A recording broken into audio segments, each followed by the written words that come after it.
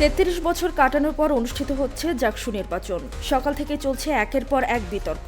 Voter লিস্টে ছবি নেই, ভোটের পর হাতে কালি না দেওয়া, সাংবাদিকদের কেন্দ্রে ঢুকতে বাধা সহ নানা অভিযোগে শেষ হতে চলেছে ৩৩ বছর পর অনুষ্ঠিত হওয়া জাকসু নির্বাচন। জাকসু নির্বাচনে এমন অনিয়মের অভিযোগকে কেন্দ্র করে ক্ষুব্ধ প্রতিক্রিয়াও দেখা দিচ্ছে ভোটারদের মধ্যে।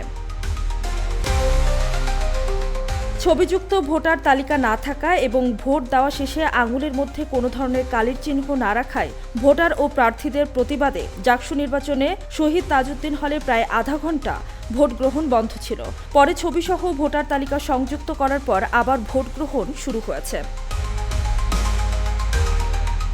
এদিকে জাকসু নির্বাচনে জাতীয় কবি নজরুল ইসলাম এবং ফজিলাতুন্নেসা হলেও ভোট গ্রহণে বিশৃঙ্খলার অভিযোগ তুলেছেন শিক্ষার্থী ও প্রার্থীরা। এতে করে কিছু সময় বন্ধও ছিল ভোট গ্রহণ। ঘটনা এখানেই শেষ নয়। জাকসু নির্বাচনে নারী ভোট কেন্দ্রে সাংবাদিকদের প্রবেশে বাধা দেওয়ার অভিযোগ পাওয়া গেছে। সাংবাদিকদের দাবি, নির্বাচন কমিশনের অনুমোদিত কার্ড থাকা সত্ত্বেও তারা কেন্দ্রের ভেতরে প্রবেশ করতে পারেনি। এ ঘটনা কেন্দ্রের স্বচ্ছতা নিয়ে ভোটার, সাংবাদিক এবং প্রার্থীদের মধ্যে উদ্বেগ তৈরি করেছে। নির্বাচনের সবচেয়ে আতঙ্ক হলো জাল ভোট। এমন রব উঠেছে জাকসু নির্বাচনকে কেন্দ্র করে। জাল ভোটের খবর শুনে ছাত্রী হল কেন্দ্রে শুরু হয় হইচই। জাহাঙ্গীরনগর বিশ্ববিদ্যালয়ের ১৫ নম্বর ছাত্রী হলের ভোট কেন্দ্রে হট্টগোলের ঘটনা ঘটেছে। এতে হলটিতে প্রায় ১.৫ ঘণ্টা ভোট গ্রহণ বন্ধ ছিল। প্রত্যক্ষদর্শী শিক্ষার্থীরা গণমাধ্যমকে জানান, ছাত্র শিবির সমর্থকরা এই ছাত্রী হল কেন্দ্রে জাল ভোট দিচ্ছেন এমন গুঞ্জন শুনে ছাত্রদল সমর্থিত প্যানেলের ভিপি প্রার্থী শেখ সাদী হাসান এবং তার কয়েকজন অনুসারীরা কেন্দ্রের ভেতরে ঢোকেন।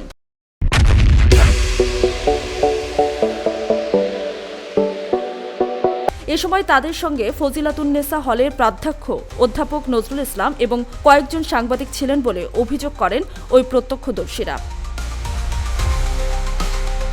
এদিকে বিকাল ৪টার দিকে মাওলানা ভাসানী হলের অতিথি কক্ষে এসব অভিযোগ নিয়ে এক সংবাদ সম্মেলন করে নির্বাচন বর্জনের ঘোষণা দেন ছাত্রদল সমর্থিত প্যানেলের সাধারণ সম্পাদক পদপ্রার্থী তানজিলা হোসাইন বৈশাখী।